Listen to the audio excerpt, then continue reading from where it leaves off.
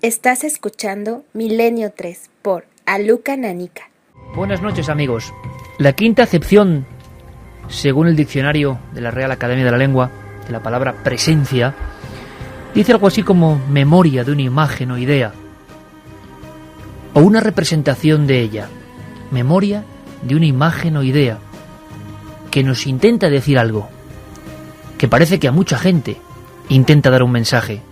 Desde el principio de la historia, las presencias han estado ahí, como cosas entre dos mundos, lo real y lo irreal. Esta noche muy especial, sobre todo en Madrid, dedicamos nuestro programa. Poned vosotros luego adjetivos y calificaciones a eso que desde los más antiguos llamaron presencias. Traemos algunos casos bien novedosos, poco conocidos. Esos casos donde se entremezclan ocasiones lo criminológico, el hallazgo inesperado y personas que decían que, sin saber cómo ni por qué, sin tener un conocimiento científico de hechos, simplemente con la sensación, quizá al estar solo como están muchos ahora en un salón, quizá al deambular por un pasillo, al acudir a la cocina, por ejemplo, ahora a la 1:09 de la madrugada, a coger un vaso de agua, esa sensación por detrás de la espalda, esa cosa indemostrable, quizá todo eso se resuma en la quinta acepción de la palabra presencias. Hoy Milenio 3 habla sin tapujos de ellas, con casos, documentos e historias que tenéis que escuchar. En el estudio, buenos amigos, y van a pasar muchos esta noche, porque vamos a hablar de presencias tal y como se viven aquí en nuestro país. Sucesos muy recientes, sacados algunos desempolvados de archivos, y vamos a viajar muchos miles de kilómetros en la segunda hora para conocer otro tipo de situaciones, cómo se interpretan. Paco Pérez Caballero, nuestro cronista en las sombras, nuestro cronista en el mundo del suceso que tantas veces es un lazo con el misterio. Paco, bienvenido, buenas noches. Muy buenas noches, Iker. Bienvenido a esta nueva temporada de la nave radiofónica. Muchas gracias. Traías una historia apasionante que yo no sé en titulares y sin desvelarla excesivamente, si pudiéramos coger algunas pautas. Es un caso que te llama la atención. ¿Por qué? ¿Dónde y cuándo comienza esta nueva investigación? Es un caso, yo creo que único, por lo menos en nuestro país, y es el caso de una mujer de 70 años, que vive atormentada literalmente por sus fantasmas, por unos fantasmas que incluso la amenazan de muerte. En la noche sale corriendo de su bungalow en Gran Canaria, en el sur de la isla, gritando que hay alguien en su casa, que por favor la ayuden, y cuando llega todo el mundo, resulta que allí no pasa nada. Y esa espiral en la que entra estuvo a punto de destruirla. 1:11 nos acompaña un gran maestro del periodismo de este país en muchas cabeceras, algunas de ellas míticas, una de ellas muy queridas para nosotros, por ejemplo, el diario El Caso. ¿Quién ha podido olvidarlo, no? Hemos dedicado algunos programas de radio y de tele a recordar historias. También pasó por El Caso esta investigación. Don Juan Rada, bienvenido, buenas noches. Hola, buenas noches, sí. Uno de esos casos, Juan, donde un inicio criminológico, una investigación extraña, una sensación de que alguien dice cosas raras, se convierte luego, con el paso del tiempo, en evidencias que luego nos vas a ir contando que son sorprendentes. ¿Uno de los casos más raros que te has encontrado? Pues sí, porque se sale de la crónica negra, porque al principio se habla de fantasmas, de espectros, entonces parece no dársele credibilidad a la protagonista, pero es irse ella de este país y en pocas horas demostrarse que lo que esta mujer decía era verdad. Eran fantasmas de carne y hueso. Todo eso y mucho más para empezar esta noche. Hay unas fotografías muy extrañas que en breve Guillermo León tendrá en ikerjimenez.com colgadas las fotografías de una extraña criatura. Me gustaría, los que tengáis cerca un ordenador, que pudierais verlas en esta noche interactiva. Guillermo creo que ya les está colgando ahora mismo, para ver qué os inspira, qué veis ahí, y luego intentaremos entre todos resolver el misterio. Carmen, buenas noches. Buenas madrugadas, Iker. Qué raro es lo que ha aparecido en Panamá, ¿no? Así ha sido en Panamá. Se habla de un extraterrestre, se habla de un extraño animal no catalogado por la ciencia. Vamos a tener a zoólogos que nos van a aclarar de qué tipo de especie se puede tratar, y también la voz de los chicos que hallaron ese ser. Unos chicos apalearon al parecer a una criatura hasta matarla. Y la apedrearon. Y le hicieron fotos que parecían medio humanas, ¿no?, en el rostro. Eso es. Luego lo aclararemos todo. Por si faltaban pocas cosas en esta noche de presencias, resulta que en el punto neurálgico de Madrid, Resulta que en el ombligo de la capital de España, yo diría que de toda España, la Plaza de las Cibeles, esta noche y no otra, ha habido presencias. Algunos viandantes, y luego escucharemos a Carlos Largo, se quedaban sorprendidos. Caminaban cerca del célebre Palacio de los Marqueses de Linares y escuchaban las célebres psicofonías que se hicieron pues realmente populares y conocidas hace casi 20 años. ¿Quién no se acuerda de Raimunda, verdad? Raimunda, yo nunca tuve mamá. Algunas psicofonías que hemos demostrado que eran un claro fraude, otras extrañas, pero en plena calle. Hoy Madrid es un Madrid de puertas abiertas, una noche muy especial. La Gran Vía, que es una de las calles principales, voy a decir la principal, pero una de las principales de Madrid, está colapsada de gente ahora mismo. Por debajo de nuestro edificio de la radio en Gran Vía 32 pasan miles y miles de personas, y algunos se quedaban detenidos hasta hace unos pocos minutos, hasta la 1. En las ventanas del Palacio de Linares había sombras, se movían las cortinas. Es curioso que el Ayuntamiento, la Casa de América, haya utilizado los reclamos del misterio, antes marginados, antes escondidos, como bandera para esta noche en el Palacio de Linares. Vamos a saber mucho más. Quizá vosotros hayáis pasado por ahí y os hayáis sorprendido. Tenemos 2 vías de contacto, 3 ya, porque la página web cadenaser.com está activa con ese lince en blanco, y un regalo que os va a entusiasmar porque la película está muy de moda.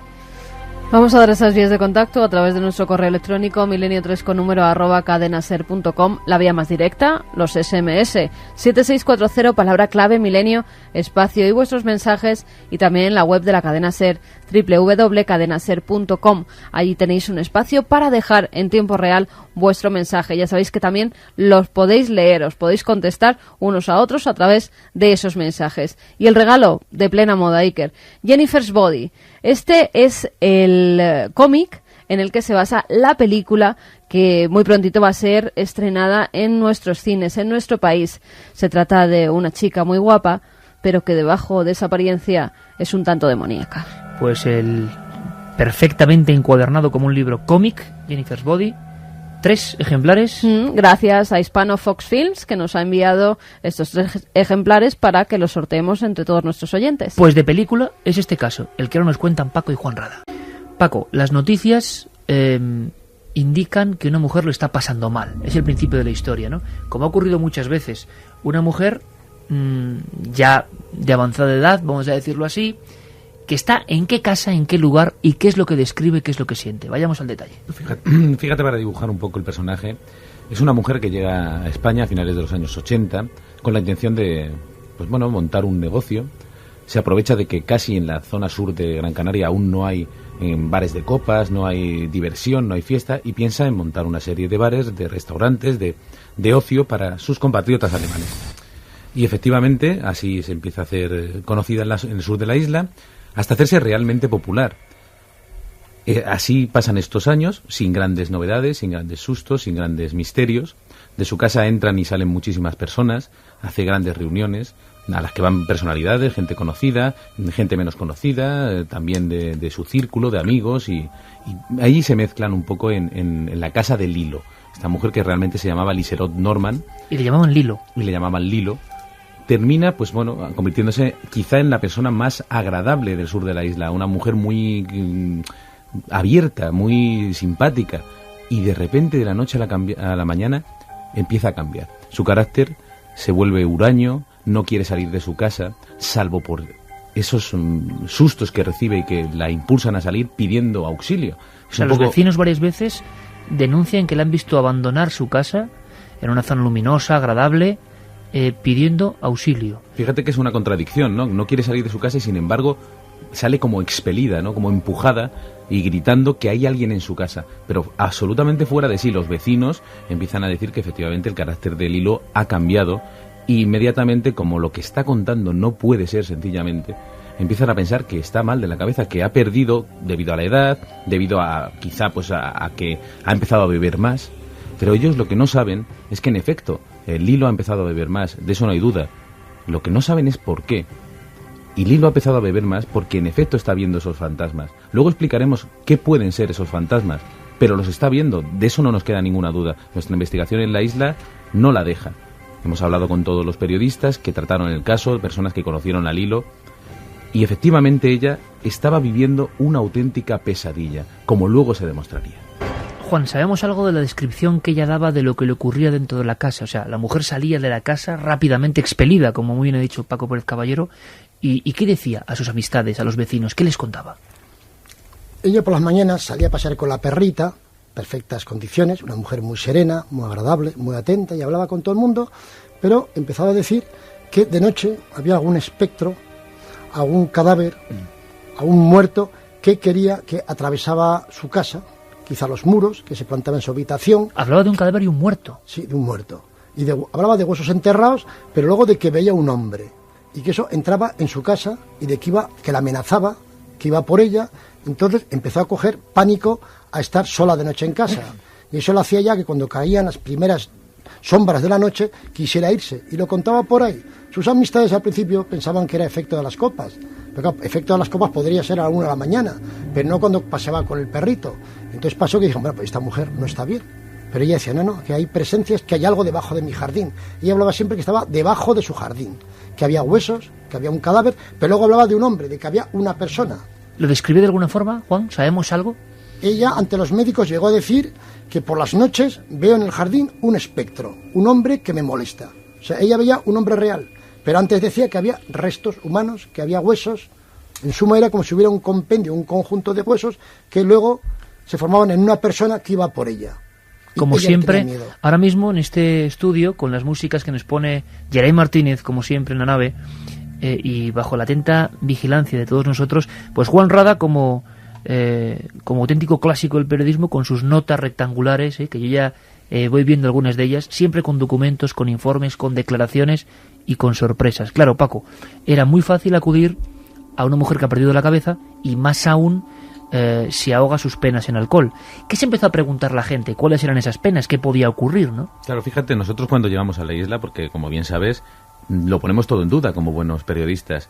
Lógicamente, pues cabe la posibilidad de que esta mujer estuviera loca, cabe la posibilidad de que fuera una alcohólica. Pero claro, cuando empiezas a hacer la investigación, inmediatamente te das cuenta de que quizá bebía precisamente por esa angustia que sentía. Cambió de la noche a la mañana, era una persona que llevaba negocios, era una persona que siempre estaba recibiendo a gente, que sabía cómo tratar a las personas, y eso no se puede ir de un día a otro. Luego su comportamiento era absolutamente normal, salvo en esos momentos de pánico en los que salía realmente pidiendo ayuda. Tú sabes mejor que nadie, Iker, que cuando una persona se encuentra en una situación imposible, o imposible entre comillas, recibe muy pocas ayudas. Entonces lo fácil es eso. ¿Vivía sola? Vivía sola, aunque en su casa entraban y salían, tuvo varios compañeros sentimentales, muchas personas la rodeaban, pero poco a poco se fue quedando absolutamente sola. Y realmente lo único que la acompañaba era ese fantasma. Ella decía que veía por las paredes unas sombras, y efectivamente que llegaba a oír cómo la amenazaban de muerte. Oía unas voces. Oía una especie de voces, y se lo contó pues a sus vecinos. Esto se llama y se sigue llamando los bungalows, los porches. Son una serie de bungalows muy típicos en la zona sur de Gran Canaria. Ahora me gustaría que me describieras la casa. Tú la has visto, la zona, el lugar, que me cuentes un poco para que nos hagamos una idea de cómo pueden ser las noches para esta mujer. Juan Rada asistía a la conversación y además decía de una forma rotunda, ahora mismo, con un gesto, que sí, las voces, que es quizá lo más raro, ¿no? Porque hemos oído muchos testimonios de figuras, siluetas, gente que dice, que cuenta, pero que oiga al mismo tiempo que ve un mensaje. Sí, ella es ciega, en la soledad de su casa, vivía sola, con un perrito, una organización muy tranquila, en la playa del Inglés y tal, y entonces decía que de pronto veía pues como una sombra, como un hombre, bueno, llegaba a ver la figura y oía voces que la amenazaban. ¿Y lo identificaba con alguien o algo? No sabía, o sea, no llegaba, era un hombre, algo que la amenazaba en la oscuridad de la noche, que tenía como si se quisiera apoderar de ella. Y entonces ella se veía como invadida y tal, y eso lo hacía que muchas veces huyera de casa, casi pidiendo auxilio o evadiéndose en el centro comercial Cita, donde ella tenía negocio, pues de copas, porque esa presencia estaba. Pero es que era una Las salidas podían ser en plena noche. En plena noche, pero era una huida hacia adelante, porque tenía que retornar a casa. Y ese espectro volvía a salir debajo del jardín, del césped, y atravesaba los muros o la puerta y venía por ella. Pero salía de los bajos del subterráneo del jardín. Del jardín, quedémonos con ese dato. Por cierto, que os invitamos a todos a que opinéis en las vías de contacto de nuestro programa, y sobre todo, Carmen, sería importante vigilar si amigos de Canarias conocen algo de esta historia, pueden aportarnos algo más y quieren decirnos algo más. La casa, ¿cómo era? La casa es la típica casa blanca, con un pequeño jardín alrededor. La verdad es que cuando llega la noche yo creo que Lilo debía sentir miedo, porque ahora la verdad es que es difícil juzgar porque a estas alturas está bastante desangelado. Aquello llegó a estar realmente poblado por muchísimos turistas que compraron allí su bungalow para estar cerca de la playa. Había unos centros comerciales cerca. ¿Ha ido en decadencia? Ha ido claramente en decadencia. Allí es una de las cosas que me comentaban, incluso el centro comercial Cita al que se refiere Juan Rada, está francamente en decadencia, están cerrando muchísimos negocios. Allí tenía ella sus bares de copas y están desapareciendo por otros centros comerciales que han sido más modernos o que tienen otras capacidades y quizá esa zona está quedando un poco, no sé si abandonada, pero desde luego la población es mucho menor. La casa de Lilo lleva mucho tiempo sin ser realquilada, no ha habido otros inquilinos después de ella, pero es un lugar incómodo, a nadie le gusta, a pesar de que no conocen la historia, pero no, por lo que sea, de esas casas marcadas de las que siempre hablamos, la gente no quiere vivir allí y no ha vuelto a ser habitada. Es un lugar, desde luego, que yo creo que favorece el miedo. La ausencia de vecinos ahora pues es aún más terrorífico, ¿no? más terrible, y ver esas puertas cerradas a cal y canto da bastante que pensar. Yo lo que creo que debe quedar claro, sobre todo a nuestros amigos, a los oyentes que no han tenido la posibilidad de ir allí, es que yo he hablado con todos los periodistas que han tratado este caso a lo largo de los años, y siempre me han confesado, dice, mira, yo tengo mis dudas, pero nunca conseguí que ningún amigo de ella me dijera nada malo de ella, ni que era adicta a ningún tipo de sustancia, ni que bebía en exceso, todo hasta que llega este supuesto fantasma, que es realmente el causante de su decadencia y que llega, no sé si a volverla loca, pero desde luego a generarle crisis de ansiedad. Claro, aquí la gran pregunta, la que muchos están haciendo es si es una persona que ha perdido sus facultades mentales, el hecho de estar sola, de verse sola, yo no sé si algún tipo de desagravio amoroso, ese lugar un poco desangelado, y empieza a imaginar cosas. Pero hasta ese punto, y entonces empiezan los misterios. ¿A cuánta gente, Juan, se ha podido calcular, saber, o les contaba estas historias? ¿Y hasta qué punto ella decide poner pies en polvorosa? ¿Qué es lo increíble de esta historia? O sea, las apariciones a esta mujer cuyo nombre era, Paco. Lilo se llamaba realmente Liselott Norman. Liselott Norman. Y tenía 70 años, aunque aparentaba mucho menos. Y acaba huyendo del lugar. Era una mujer que había tenido una vida muy intensa, vamos a decir, social, empresarial, amatoria.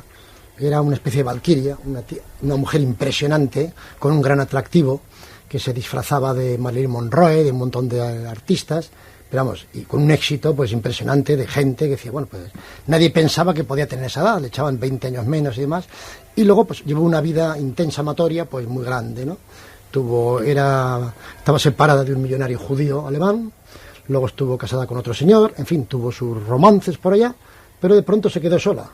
Y fue quedarse sola y surgir estas presencias.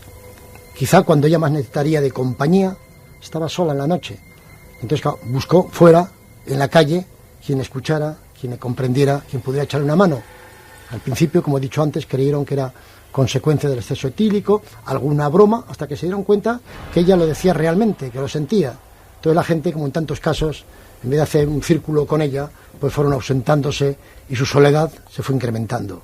Ya no tenía compañeros de su vida particular, no tenía compañeros ya de salir por ahí, se veía sola y entonces iba a tomar copas, empezaba, y claro, iba con su pena, con su historia, una historia que era real, con lo que le pasaba allá dentro. Y Paco, llega un día que las apariciones son tan fuertes, las voces de amenaza son tan firmes, que ella decide huir, marcharse, desaparecer. Fíjate que desaparecer no está dicho con exageración, ¿no? Realmente desapareció, pero fíjate que antes de llegar a esa decisión final que toma, aconsejada por sus amigos más cercanos, los que le quedan, suceden una serie de cosas extrañas que, visto desde este punto, que ya sabemos un poco el desenlace, por lo menos nosotros, tienen sentido. Realmente ella empieza a sufrir en sus locales una serie de desgracias.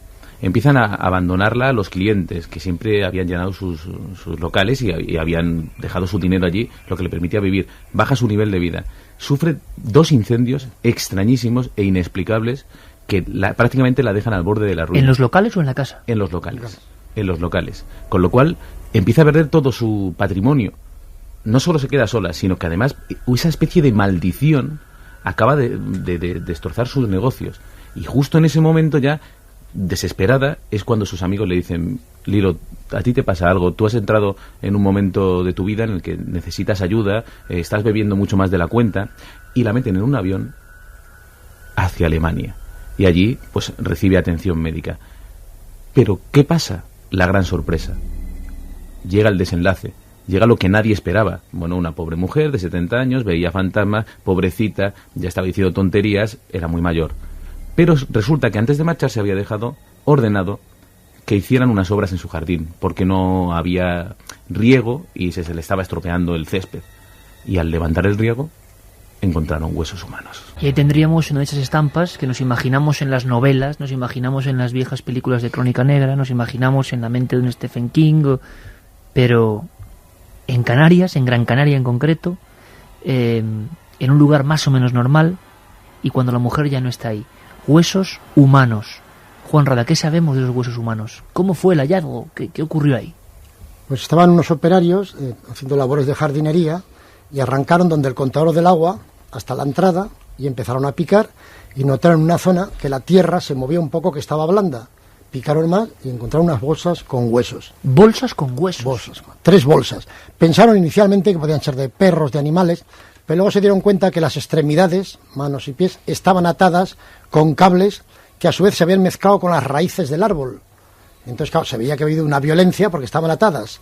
Entonces, en cuanto aparecieron los forenses, se demostró que no era de animales, que era de una persona que había muerto de modo violento. O sea, efectivamente, debajo del jardín había una presencia. Donde ella indicaba que surgía algo. Que surgía. Debajo del jardín surgía esa presencia que se le metía en casa, que la amenazaba, que quería apoderarse de ella. Vamos a conectar rápidamente con un compañero, con un periodista de Canarias, Gabriel Suárez.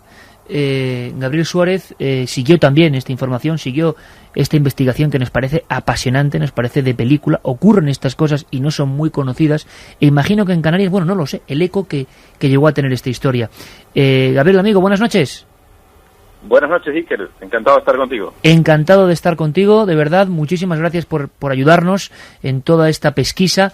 Todo lo que están contando Paco y Juan, a mucha gente estoy seguro que están diciendo, bueno, esto es como un novelón. En Canarias se fue conociendo, imagino, la información con cuentagotas, y los periodistas locales de allí estaríais sorprendidísimos, ¿no?, con lo que ocurría.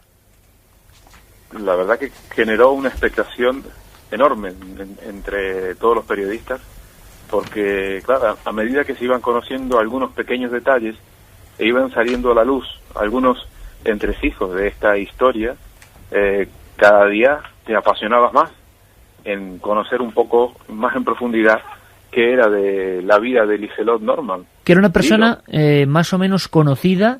Tengo que decir que nuestro compañero Gabriel es un periodista fenomenal de Canarias 7, medio de comunicación importantísimo en las islas. Esta mujer era bien conocida y mucha gente, como nos decía Juan Rada, no la creyó, quizá hasta que aparecieron los huesos, ¿no? Ella, claro, ella comentaba a sus amigos entre sus amistades en su bar de copas que tenía en el centro comercial Cita, de la existencia de estos fantasmas, de estas apariciones, que ella adjudicaba a una persona que había muerto y que estaba en su casa. Y la noticia... Nadie le daba crédito a lo que estaba diciendo, claro. Todos pensaban que era producto de su locura y de un alcoholismo que iba a más. Pero cuando se descubrió lo que había en su jardín, ya las cosas cambiaron. Gabriel, imagino que el impacto periodístico en Canarias para todos vosotros es cuando se encuentran los restos. ¿Llegasteis a saber algo más de esos restos? ¿Qué había pasado? ¿De qué época eran? ¿Se supo algo realmente o todo acabó entre brumas, como casi siempre? Yo estuve hace no mucho tiempo con un jefe policial que estuvo al mando de la actividad que se desarrolló en el jardín, que tuvo bajo su responsabilidad la excavación. En principio se ordenó por parte de la autoridad judicial una excavación para retirar los restos que el jardinero había encontrado, pero en vista y considerando de que podía haber más restos, entonces sugirió a la autoridad judicial de que se siguiera excavando. Se trajo una maquinaria especial cedida por el Ayuntamiento de San Bartolomé de Tirajana e iniciaron una minuciosa revisión de todo el terreno del jardín para ver si había más restos humanos, pero no encontraron absolutamente nada. Solamente el resto de los huesos que pertenecían a esta persona que es, se supone que es, creo que sí, que ya está confirmado efectivamente que es su amante. Está confirmado, y ese es otro notición, o podemos valorarlo aquí, Paco, Juan, que además los huesos tienen que ver con ella, que podía ser un amante. Esto ya Sí. me parece de Agatha Christie, ¿no? Extraoficialmente hemos llegado a saber que todo pinta, o todo apunta, que podría ser Dirk Darmaske, un examante suyo. Nombre y apellidos. Exacto, pero que no está confirmado oficialmente. Y aquí empieza otro misterio sobre otro misterio. Nosotros hemos intentado hablar con la Policía Nacional que llevó el caso. Ellos nos dicen, efectivamente se exhumaron los restos, y en el momento que se exhumaron se hicieron las pruebas pertinentes y pasó al juzgado. Pero oigan, ¿no saben ustedes quién es? No, nosotros nunca lo supimos. Me remiten al juzgado, llamo al juzgado, oiga, ¿en qué situación se encuentra este caso? ¿Ha sido instruido? ¿Ha sido interrogada al hilo? Aquí no se sabe nada, vamos a ver, voy a buscar los datos. Y silencio desde el juzgado. No se sabe absolutamente nada. Si no llega a ser por la investigación que ha iniciado Juan Rada en los últimos días para saber algo de ella, no se sabe ni dónde está, ni qué pasó con ella, ni si hay algún culpable de la muerte, porque lo que sí que se sabe es que este hombre, sea o no Dirk Darmaske, se sabe que es un hombre, se sabe que su muerte fue violenta, se sabe que alguien Atado. lo ató y lo introdujo, además de manera muy peculiar entre las raíces de unos árboles, que era difícil, o sea, necesita una fuerza para meter ese cuerpo, que además tenía un golpe en la nuca, que los investigadores piensan que puede ser precisamente al meter ese cadáver. No se sabe realmente cómo murió, ni qué hacía allí, ni si realmente Lilo tuvo algo que ver o no con la muerte de este hombre, si sabía que había un cadáver en el jardín o no. Misterio sobre misterio. Da la impresión que Lilo no tenía conocimiento por lo que ella llegó a comentar entre sus amistades, no tenía conocimiento sabía de la desaparición de Dirk, pero no tenía conocimiento cuál había sido su destino. No tenía idea de dónde podía estar, en qué lugar podía estar. Ella hablaba de Dirk, pero en ningún momento hacía referencia a que hubiese tenido algún problema, que alguien le hubiese dado muerte.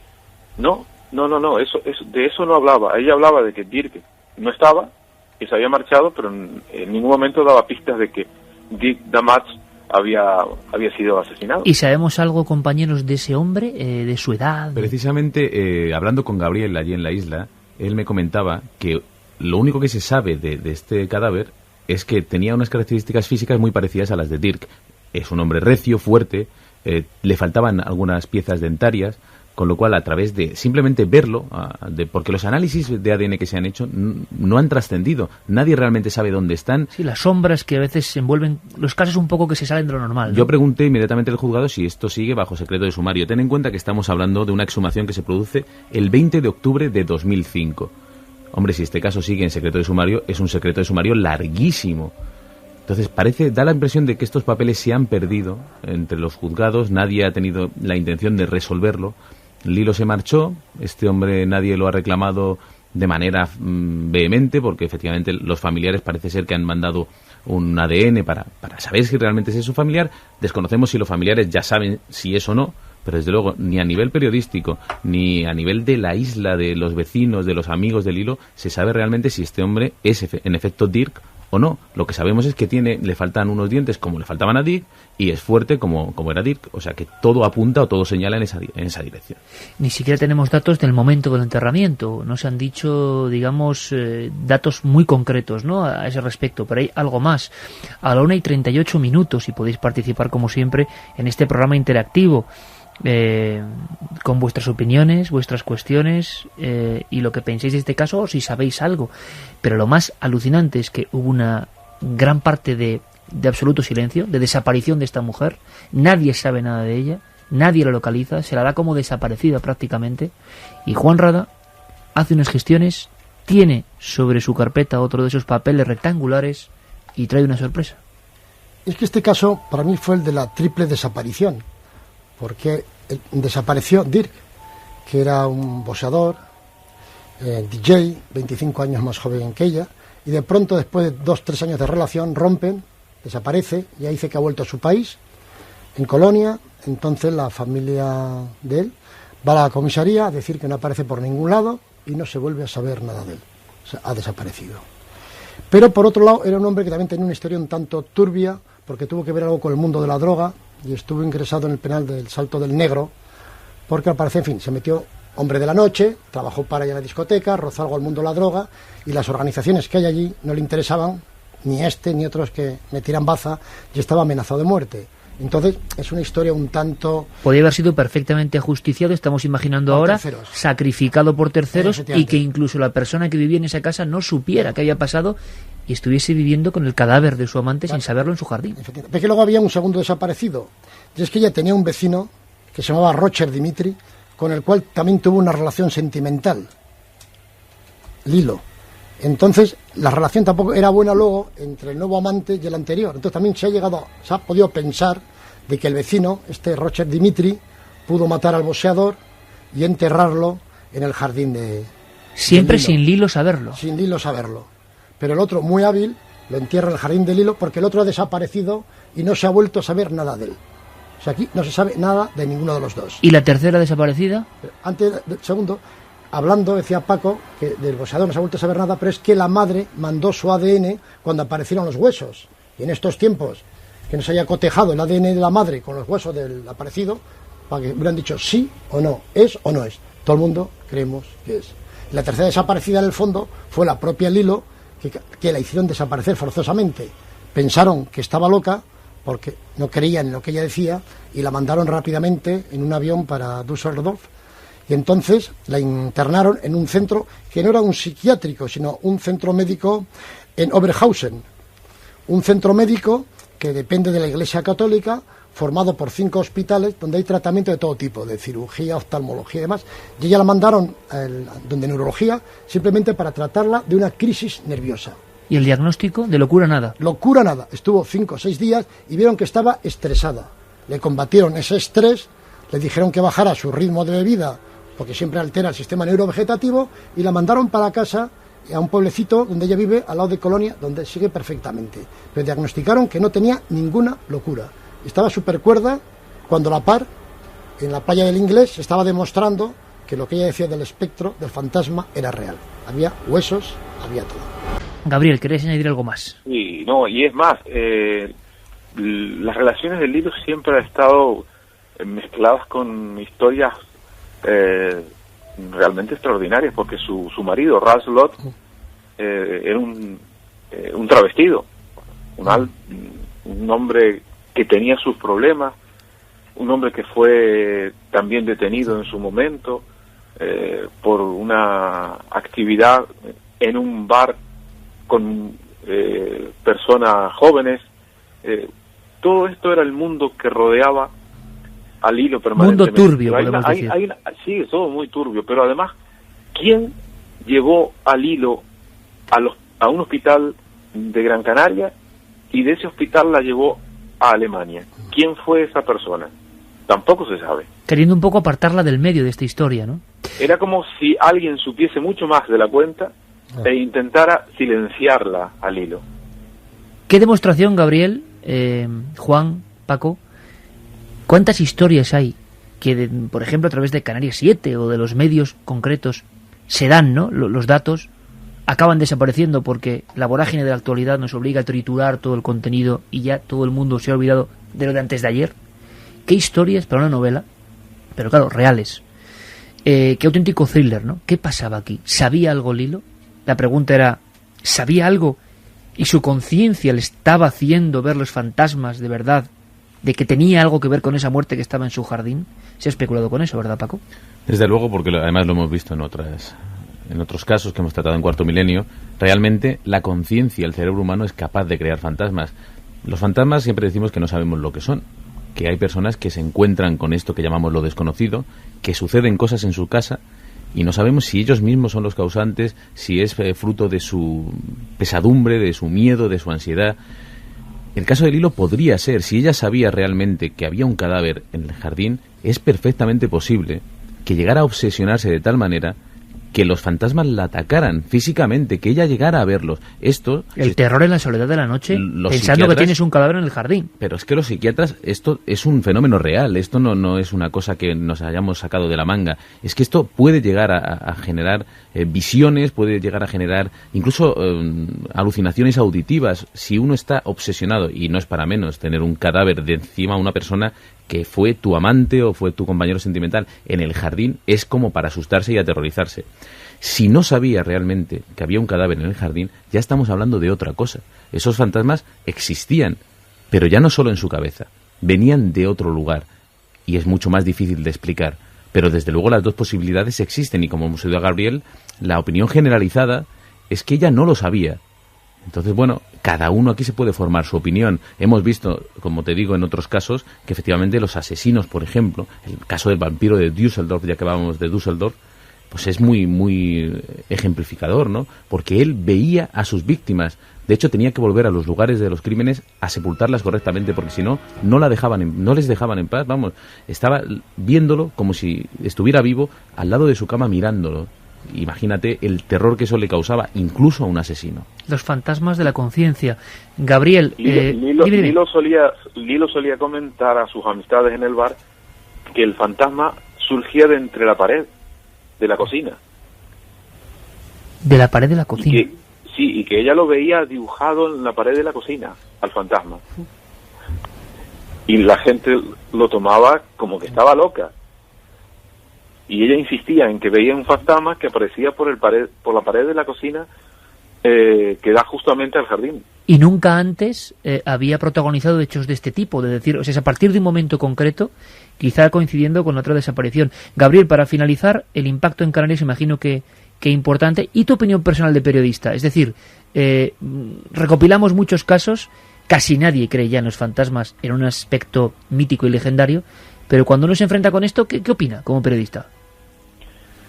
Bueno, que estamos ante un crimen que no está resuelto y que hay detrás de todo esto, me imagino, un montón de elementos que alguien debió ponerlo al descubierto y decir qué ha pasado. No se puede jugar con estas circunstancias. Aparece un cadáver, la propietaria o la ocupante de la vivienda veía fantasma, decía que había un muerto en su jardín, realmente estaba un muerto en su jardín, se llevan a analizar los restos humanos, nunca más se sabe absolutamente nada, se dice que es de su amante, pero tampoco se llega a traer al hilo al juzgado para que declare. Alucinante. Desde luego lo que es una historia alucinante. Gabriel, Canarias 7, gracias amigo por estar con nosotros, gracias por ayudarnos. Un abrazo muy fuerte. Gracias, Ike, hasta siempre. Claro, mucha gente estará recordando historias tan célebres. Yo creo que una de las más célebres de la historia de los fantasmas, de las presencias, como empezábamos este programa, la del famoso pensador Atenodoro, ¿no? El filósofo. El filósofo que también fue visitado por un espectro, por un fantasma, y que al igual que en el caso de Lilo, le apuntaba siempre a un lugar, y ese lugar coincidía. Él alquila una casa vieja, para poder escribir, para poder filosofar, para poder pensar, y se le empiezan a aparecer sus propios fantasmas. Eso es lo que él cree en un principio. Pero realmente hay una presencia que le lleva hasta una parte muy determinada del jardín de esa vivienda. Y en ese jardín siempre le señala un punto. Él ya contrata a una serie de operarios para que empiecen a cavar en ese lugar. Y justamente cuando cavan se encuentran que hay una serie de huesos. Alguien había enterrado allí un cadáver. No tenía tantos medios como tenemos hoy en día para saber si era alguien asesinado, si fue parte de un cementerio de otra época. Lo cierto es que Atenodoro fue acosado por ese fantasma. Juan G. Vallejo, buenas noches. Buenas noches, Iker. Seguías muy atento a la conversación, tanto con Gabriel como con Juan Rada, como con Paco Pérez Caballero, esa conexión entre los restos humanos, los huesos, y las presencias que personas que no saben que están esos huesos ahí detectan, ¿no?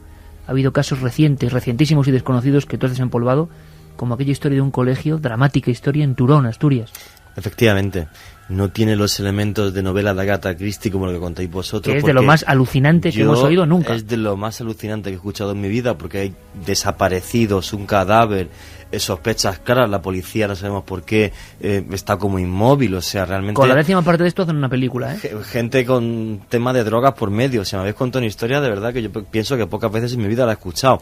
Lo mío fue, más sencillo, aunque no menos impactante por eso, ya que yo acudí a Asturias, a un antiguo colegio que hay en la localidad de Turón, que se iba a derruir y a modificar para hacer otra serie de labores para el ayuntamiento. Y entonces, pues una serie de chicos de una agrupación local de aquel pueblo se pusieron en contacto con un grupo de investigación en parapsicología, que era Gaipo, que creo que ya no existe, si mal no recuerdo. Y contactaron conmigo, y lo que sí estaba claro por los testimonios que me vinieron y que yo luego pude recoger in situ, es que aquel colegio fue justo en la guerra civil, justo en la posguerra, hablamos del año 39, final del 39, 40, un cuartel de la Guardia Civil improvisado. Unos kilómetros más arriba había una fosa común que hoy día tiene un monumento donde pues toda la gente que fue masacrada del bando republicano se le echaban camiones a aquella bocamina, un agujero tremendo, y se les tapó, y existe allí un monumento, pero no había ninguna constancia de que hubiera restos humanos en aquel colegio de Turón.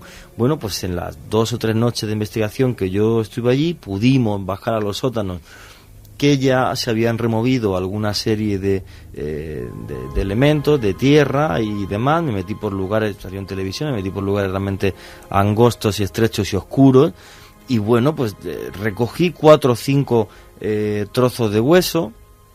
Algunos eran restos de comida que me decían que eran de los obreros que habían tirado de huesos, pero una vértebra se la pasé a personal médico aquí en Madrid y me confirmaron que efectivamente era una vértebra humana.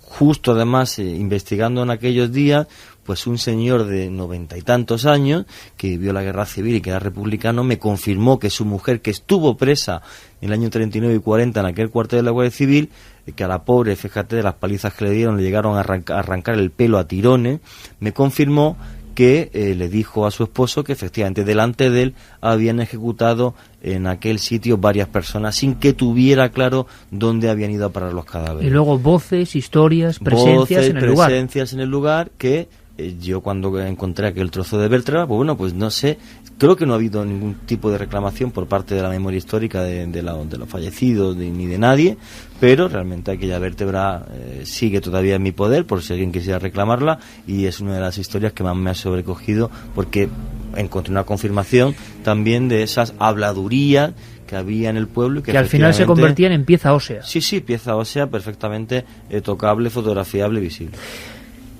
Vamos con vuestras preguntas, cuestiones, vamos a ver qué les ha inspirado a nuestros amigos este caso, que como bien decía Juan G. Vallejo, es como de Agatha Christie, o sea, es increíble, pero como siempre pasó en España y es realidad. Sorteamos estas 2 cosas que tenemos aquí, con una chica muy guapa, así hecha como a lápiz, ¿no? Pero que es un vampiro. Es un cómic. Por cierto, luego viene Santi con unas cosas que tienen que ver con vampiros, de alguna forma. Vamos con algunos de esos mensajes. 7640, palabra clave, milenio, espacio. Vuestros mensajes, www.cadenaser.com, y también milenio3 con número @cadenaser.com. Era su amante y no lo reconoció en su fantasma. Es mucha gente quien lo ha preguntado. Juan, Paco, qué curioso. O sea, ella no llega a identificar a alguien tan querido, ¿no? Es curioso, sí, pero es que esa es la gracia. El espectro ella realmente... veía una forma, realmente. El espectro no es eso que vemos en las películas, que es un hombre perfectamente. Corpóreo, ¿no? Claro, ella veía una especie de sombra. Eso sí, decía que era un hombre, y que era un cadáver y que era un muerto y que estaba en su jardín. A mí se me ha impresionado. Pero cuando no. Juan decía que ella veía un muerto y un cadáver, la gente puede decir, veo una sombra, veo una figura. No. Ella decía, veo un muerto y un cadáver, que me parece extraordinario. Además, a los médicos llegaba a decir hombre, o sea, matizaba que era sexo masculino. Pero quizá no veía las facciones tan claras como para la identificación. Efectivamente. Más era de noche, casi en la oscuridad, es muy difícil.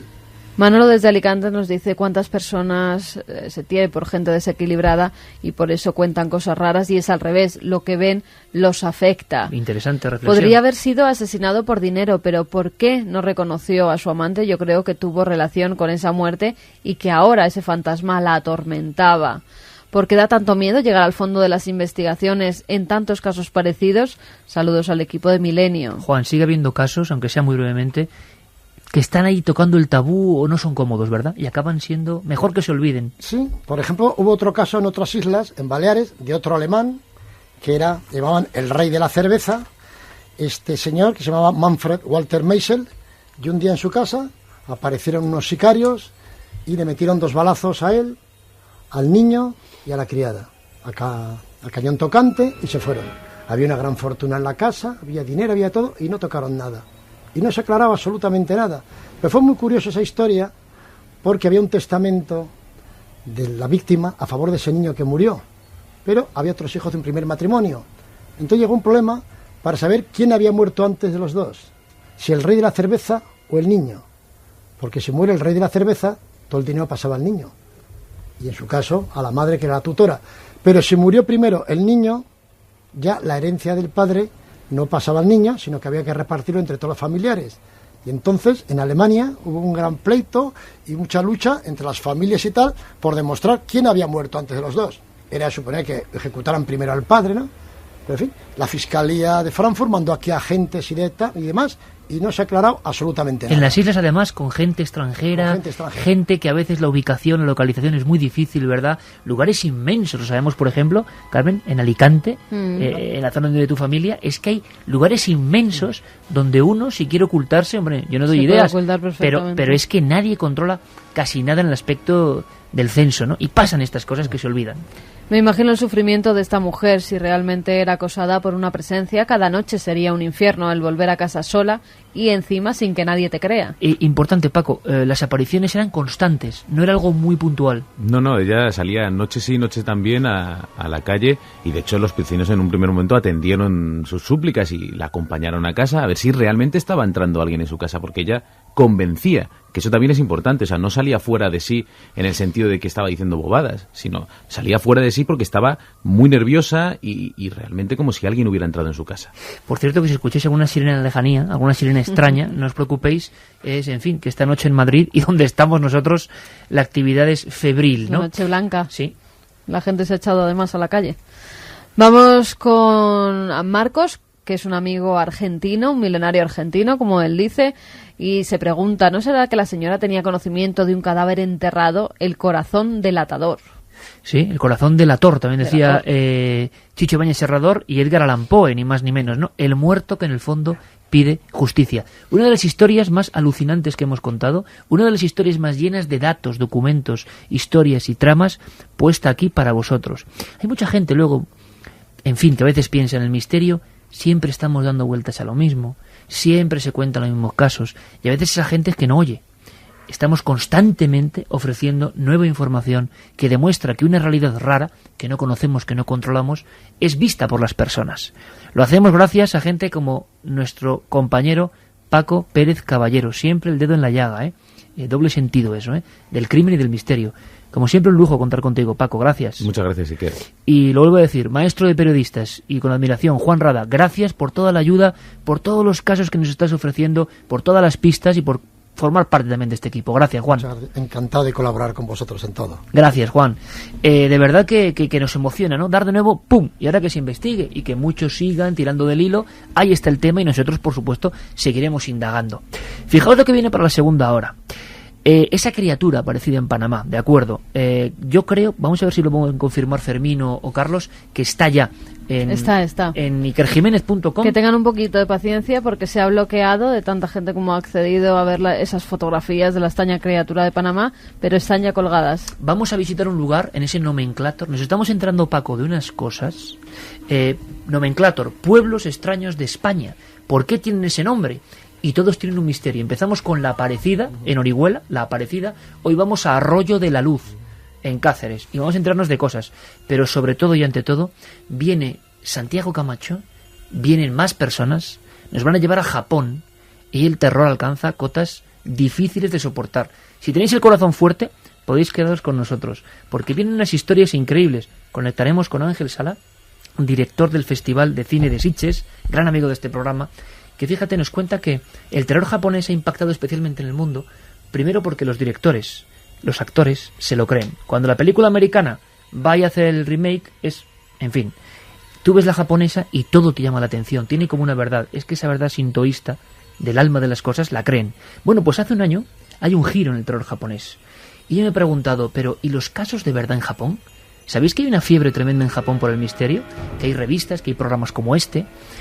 Vamos a indagar en ese Japón misterioso y muchísimas más cosas. Os espero, os esperamos en unos minutos después de las noticias.